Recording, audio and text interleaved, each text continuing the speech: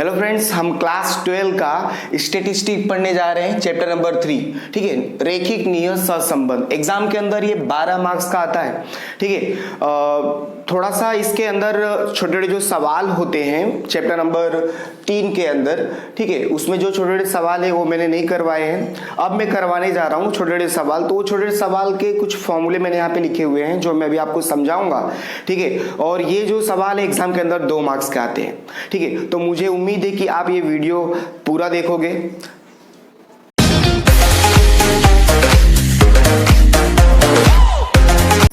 तो शुरू करते हैं, लेट गेट स्टार्टेड। मैंने यहाँ पे कुछ फॉर्मूले लिखे हुए हैं। ठीक है, सारे फॉर्मूले आप देख सकते हो, बी के ही फॉर्मूले यहाँ पे रखे हुए हैं। ठीक है, तो ये फॉर्मूले मैं आपको समझाने से पहले मैं आपको एक बार बता दूं कि रेखिक नियत सहसंबंध में कुछ स्टेप हैं। ठीक है, तो स्टेप ये है कि गाइस सबसे पहले आपको दोनों बार निकालने पड़ते हैं, एक्स बार और वाई बार आपको दोनों निकालना पड़ेगा। सबसे पहला काम आपका ये है। दूसरा काम है आपका कि आपको बी निकालना पड़ता है। ठीक है, तीसरा काम आपका बनता है कि आप ए निकालो, और चौथा आपका काम बनता है कि आप रेखा निकालो। रेखा कहने का मतलब होता है वाई कैप। ठीक है, इस तरह से ये जो है चारों के चारों आपको फाइंड करने पड़ते हैं इसके हर सवाल में। ठीक है, 99% जो है आपको ये 4 स्टेप से गुजरना पड़ेगा। आप जब भी इस चैप्टर के रेखिक नियत सहसंबंध के सवाल सोल्व कर रहे हो तो पहला, दूसरा, तीसरा, चौथा, ये चारों आपको फाइंड करना पड़ता है, इस स्टेप से गुजरना पड़ता है। ठीक है, तो अब आगे देखते हैं, मैं फॉर्मूला आपको समझाता हूं। ठीक है, कि ये फॉर्मूला किस तरह से हमें समझना है। फॉर्मूला देखना, तो फॉर्मूला देखा जाएगा, इस फॉर्मूला थोड़ा ध्यान से देखना, फॉर्मूला जरूरी है। ठीक है, तो सबसे पहले आप देख सकते हो कि सबसे पहले हमारे पास बी है। तो आपको अगर सहविचरण करके कुछ दिया होगा या एक्स का विचरण करके दिया होगा तो आपको फॉर्मूला बी निकालने के लिए ये लगाना पड़ेगा। ठीक है, इसी का जो है ना ये हिंदी में आपको इस तरह से पूछा जा सकता है, इंग्लिश में आपको कोवेरियंस ऑफ एक्स वाई पूछा जा सकता है, और इसका आप सिंबॉलिक रूप आपको एस एक्स स्क्वायर इस तरह से पूछा जा सकता है। यानी इस हिंदी का ये सिंबॉलिक रूप है। ठीक है दोनों एक ही। या दूसरे तरीके से आप इसको वेरिएंस ऑफ एक्स वाई को एस एक्स बोल सकते हो, और ये देखो ये सेम का सेम है। मतलब ये तीनों जो है तरीके अलग अलग तरीके से आपको पूछा जा सकता है, लेकिन फॉर्मूला तीनों सेम है। ठीक है, अब जो ये चौथा वाला बी निकालने का तरीका है, sigma x minus x bar Y minus Y बार, नीचे जो है एन आएगा गुड़े, ये जो पॉइंट आप देख रहे हो गुड़ा है एस स्क्वायर एक्स। ठीक है, तो याद रहे कि इसके अंदर जो है स्क्वायर होता है, ये बात आप याद रखना, नीचे देख सकते हो आप स्क्वायर रहता है। ठीक है, दूसरा जो है बी निकालने का, sigma x y minus n x bar y bar divide by n into s square x. ठीक है, छठा जो है थोड़ा इंपॉर्टेंट है, बार बार एग्जाम के अंदर आता है। अगर आपके पास आर है, एस वाई है, एस एक्स है, तो फॉर्मूला आपका ये वाला लगेगा 6 नंबर का। इस तरह से आपके ये 6 फॉर्मूले हैं, ज़्यादा नहीं है, 6 फॉर्मूले जो है आपको थोड़े याद रखने हैं। ठीक है, अगर आप इसे याद रखते हो तो छोटे जो सवाल एग्जाम में आते हैं आप उसे कर पाओगे।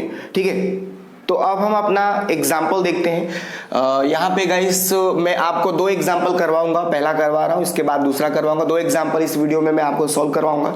ठीक है, तो पहला एग्जाम्पल हमारे पास है कि जहाँ पे n बराबर हमारे पास 10 एक्स बार वाई बार फिर एस एक्स और कोवेरियंस देख सकते हो आप, कोवेरियंस हमारे पास है। ठीक है, तो यहाँ पे हमसे पूछा गया है कि इस पद से y का x के प्रति नियत संबंध रेखा बताओ। रेखा बताना है मतलब y कैप बताना है। ठीक है, याद रखना y कैप हमको फाइंड करना है। तो मैंने जैसे कि आपको बताया है कि y कैप निकालने के लिए 4 स्टेप होते हैं। x बार y बार आपके पास है नहीं है पता करो, फिर b निकालो, फिर उसके बाद आपको क्या निकालना है, a निकालना है, फिर आप जा करके कैप निकाल सकते हो। ठीक है, तो चलो हमें वो कैप निकालना है। तो सबसे पहले हमारे पास जो है मैं यहाँ पे आंसर लिख देता हूँ। ठीक है, x बार होना चाहिए, क्या है आपके पास देखो तो, हाँ है 40। ठीक है, y बार आपके पास होना चाहिए, है क्या आपके पास, हाँ 175। ठीक है, फिर उसके बाद आपके पास क्या होना चाहिए, आपके पास होना चाहिए, देखो यहाँ पे आपको n भी दिया हुआ है, 10 दिया हुआ है। ठीक है, फिर आपको यहाँ पे s हमारे फॉर्मूला में n भी दिया हुआ है, हमने यहाँ पे लिख लिया। फिर आपको क्या यहाँ पे एस एक्स दिया है, कितना दिया है 12, और हमें हर फॉर्मूले में आप देख सकते हो स्क्वायर चाहिए होता है, ठीक है। तो स्क्वायर इसको बना लिया जाए तो एस स्क्वायर एक्स बराबर 12 का यहाँ पे होल स्क्वायर आप कर दोगे तो ये क्या निकल जाएगा 144, ठीक है, 144 आपको मिल गया, ठीक है। फिर एक चीज़ और आपको दिया हुआ है, ठीक है, इस तरह से कर देते हैं। आपको यहाँ पे दिया हुआ है कोवेरियंस ऑफ एक्स वाई, आपको दिया हुआ है 360, ये डाटा आपको दिया हुआ है, ठीक है। तो ये आप देख सकते हो कौन से फॉर्मूले पे फिट हो रहा है वो देखो। तो कोवेरियंस वाला है तो कोवेरियंस का हमारे पास यही फॉर्मूला है। तो सबसे पहले एक्स बार वाई बार वो निकल चुका है, अब हमें बी निकालना है। तो बी बराबर ये दूसरा वाला फॉर्मूला लगेगा क्योंकि हमारे पास कोवेरियंस है, तो कोवेरियंस ऑफ एक्स वाई, ठीक है। अब डिवाइड में क्या आएगा तो देखोगे डिवाइड में आपके पास क्या है एस एक्स स्क्वायर, ठीक है। वाई भी आता है लेकिन कब वाई आता है कब एक्स आता है, अगर आपको ये जानना है ना तो आपको मेरा पहला वीडियो देखना पड़ेगा, इस चैप्टर का पहला वीडियो देखो, आपको पता चल जाएगा, ठीक है। तो इस तरह से आपने फॉर्मूला लगाया। अब उसके बाद कोवेरियंस ऑफ एक्स वाई की वैल्यू क्या हमारे पास 360 है, ठीक है। एस एक्स स्क्वायर क्या है हमारे पास 144 है। आप इसे डिवाइड करोगे तो 2.5 आएगा, ये आपका हो गया बी, ठीक है, ये आपका हो गया बी निकल गया। अच्छा, अब मैं आपको एक बात बता दूं कि जैसे बी निकलेगा आपको क्या निकालना है ए निकालना है, ठीक है। तो ए का फॉर्मूला क्या होता है, तो ए का फॉर्मूला हमारे पास क्या होता है, ए का फॉर्मूला हमारे पास है वाई बार माइनस बी एक्स बार, ठीक है। इस तरह से हमारा फॉर्मूला बनता है, ठीक है। तो आप देख सकते हो कि हमारे पास वाई बार 175 है, माइनस बी हमारे पास हमने निकाला 2.5, एक्स बार की वैल्यू हमें दी हुई है 40, ठीक है।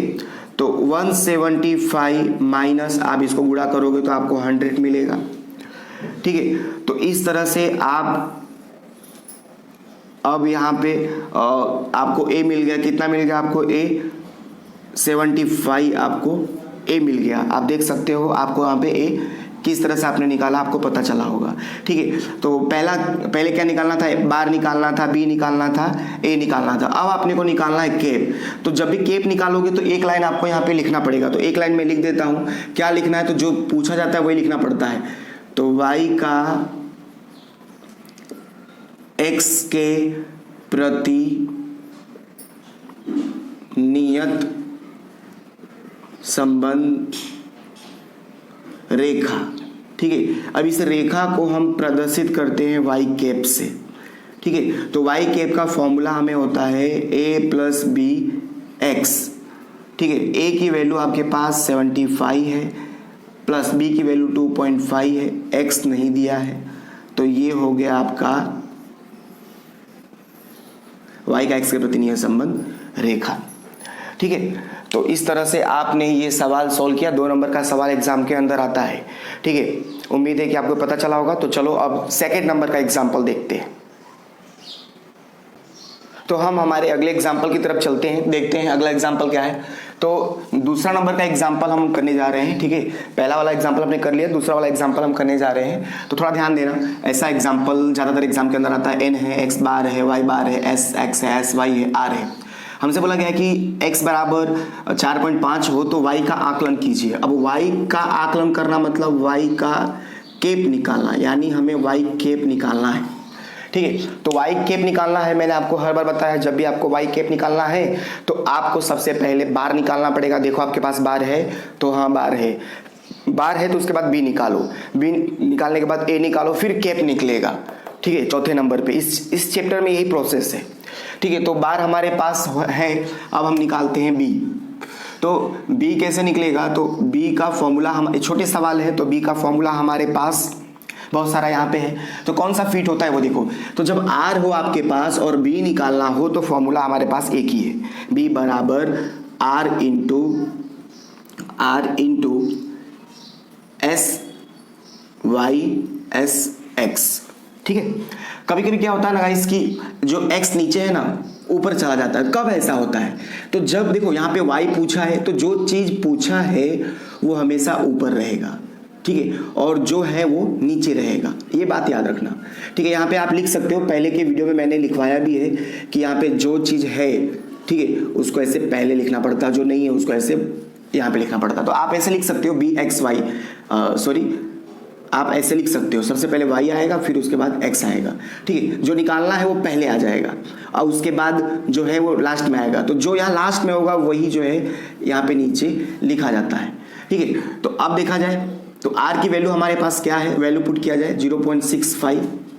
ठीक है, sy हमारे पास क्या है 12.8, sx क्या हमारे पास 1.2।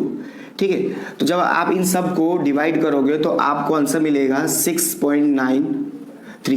ठीक है, ये हो गया आपका b। आप यहाँ पे इसको b बोलो या by(x) बोलो, बात एक ही है, चलेगा, कोई दिक्कत नहीं है।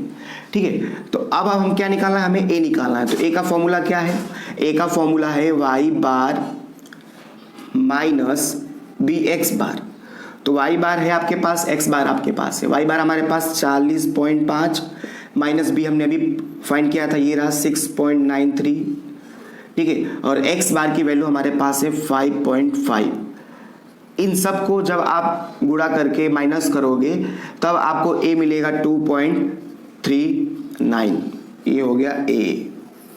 ठीक है, अब इसके बाद जैसे कि आपको पता है कि अब हमें क्या निकालना पड़ता है, कैप निकालना। तो कैप निकालना तो एक चीज लिखना पड़ेगा, क्या, तो जो चाहिए उसको पहले लिखो, y का